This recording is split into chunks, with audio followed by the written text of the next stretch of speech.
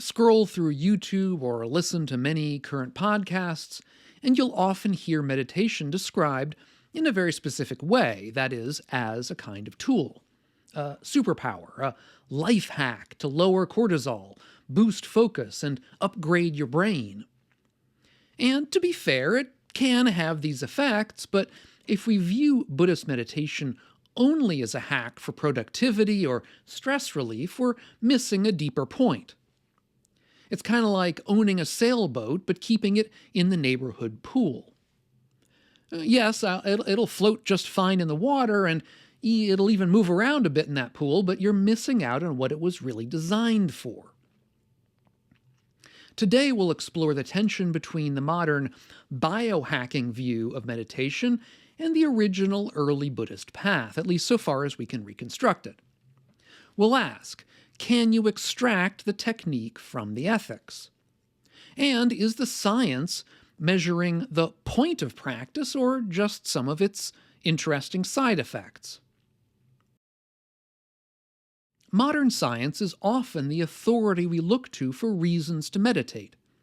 We may hear terms like neuroplasticity and default mode network. It's all, I have to say, fascinating stuff for sure, but we have to be careful. A lot of meditation science is still in its infancy. Many of the studies are very small or rely on self-reporting, which is somewhat questionable. We should be careful not to treat every headline that we read as an established fact. That said, the consensus is clear on one thing, which is that what you do with your mind changes your brain. If you practice attention, the networks in your brain associated with attention are going to grow stronger. That's not magic, it's biology. It's true whether we're learning a language, whether we're learning an instrument, learning a new sport, and it's true for meditation as well. But here's the trap. Science indeed does validate the mechanism. The mechanism does change the brain, but science can't really validate the goal that we're after. That is, both a pickpocket and a monk have high attitudinal control. Science can measure the focus, the attitudes that they both have. But it can't measure the ethics of how that focus is used. What do we mean when we use words like hack, life hack, mental hack, and so on? Well, a hack is a kind of a shortcut. It's all about gaining maximum results for minimum effort, doing more for less. It's also often transaction-based. That is, let's say I put in 20 minutes of meditation so that I can get 4 hours of productive work done, something like that. And look, it's all well and good, but from an early Buddhist perspective, it can manifest simply as a new form of craving. That is, we crave efficiency, we crave worldly success, fame and fortune, a better, wealthier, more famous me. We end up using a tool that's designed for a path of universal non-clinging to bring about results that we're going to cling to. In the Eightfold Path, right mindfulness, right concentration, they aren't standalone practices. They're just the 7th and the 8th steps. Both of them depend critically on the other steps in the path. For example, they depend upon right view. Without right view, say, understanding the role of suffering in our lives and the importance of letting go, mindfulness just becomes a kind of attention training. It can, in some circumstances, even amount to wrong mindfulness, or at least an incomplete kind of mindfulness. Perhaps the biggest danger of this hack mentality, and this may not come as a surprise to some of you, is that it attempts to leave the ethics to one side. But the ethics really does matter to the practice. In the early texts, you can't have a calm mind if your actions are intentionally causing harm to others.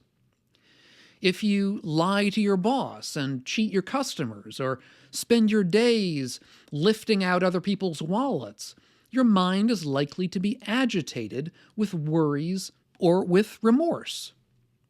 No amount of life hacking is going to fix that kind of bad conscience.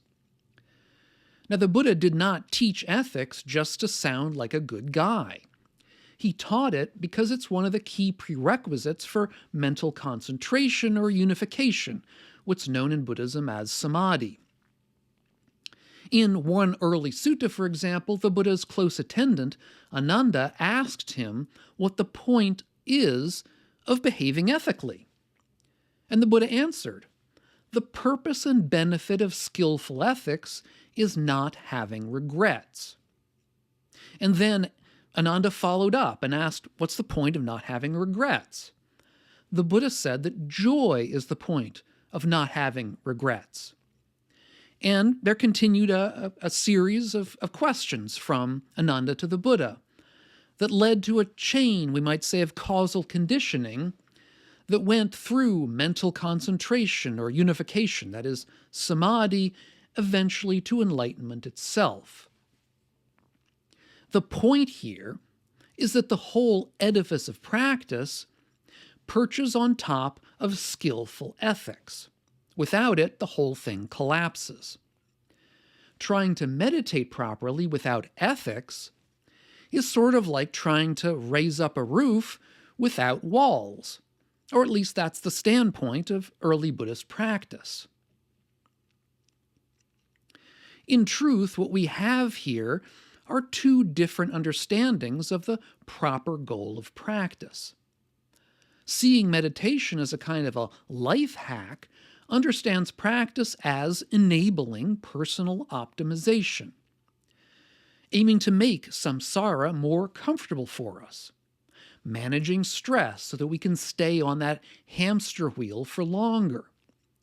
Now, I'm not going to say there's anything so terrible about all of this. It's good so far as it goes, and for many of us, that's what we're looking for, and so be it. And further, if we're able to go about this optimization in an ethical way, our practice amounts basically to the lay path of early Buddhism. But the true goal of early Buddhism is quite different from the lay path itself. The true goal is one of complete liberation, of ending suffering. That is, stepping off the hamster wheel forever, switching off that engine of dissatisfaction and throwing away the key. Is it wrong to use meditation to reduce stress in our lives? Of course it isn't. The Buddha certainly did not want us to be stressed out in our lives all the time. But at the end of the day, the Buddha hoped that we wouldn't settle just for being more skillful on running in the hamster wheel. He felt that we were capable of more. Now, for the Buddha, this more would have meant eventually becoming monastics, leaving our lay life behind, giving up our ordinary attachments to family, to wealth, and to livelihood. And that's going to be a step too far for most of us. I absolutely get that. In fact, I'm in the same boat. That said, one particular danger that arises for us if we retreat to this life hack model of Buddhist practice is that we might end up actually strengthening our ego attachments rather than weakening them. That is, we may be building up our attachment to this I that is productive, this I that is calm, even this I that goes to all the right Dharma talks and Dharma retreats and becomes a good Buddhist, quote unquote. The early Buddhist path, of whatever kind we may choose, is about seeing through that I and not about refining it and strengthening it. So, for sure, meditation changes the brain. That's how it updates our hardware, you might say. But the Dharma is intended to update the software as well, or instead. That is, our views, our intentions, our ethical practices. The takeaway here is to be careful about hack language. While the whole package of monasticism may be too much for most of us to bite off, we nevertheless need to retain the outlook of the Eightfold Path as a whole. That is, we need to use mindfulness to reduce stress and live our lives better. That's perfectly fine. But we also need to use it to examine our ethics, to understand impermanence and unsatisfactoriness, and to cultivate kindness and compassion for others. When we go about our practice in that way, it isn't going to be so much a shortcut anymore. Instead, it's going to be, or at least potentially can become, a real transformation. Now, if you want to understand how that transformation might actually happen, the mechanism of how we get trapped and how we can free ourselves, we need to spend time with one of the Buddha's most difficult teachings, that is, dependent origination. So I'll put a video up on the screen in a moment about that practice in case you're interested. Meanwhile, I'm curious, did you come to meditation originally for the hack of it, for stress relief and let's say better focus? Or instead did you come to it for the broader path? And I don't mean for there to be any right or wrong answers here. We all have our own interests, our own things that brought us into practice. Secondary question, has your approach changed over time? Has your idea of what the practice is all about changed? Let us know in the comments below. Thank you all for your continued practice of whatever kind, and please, all of you, be well.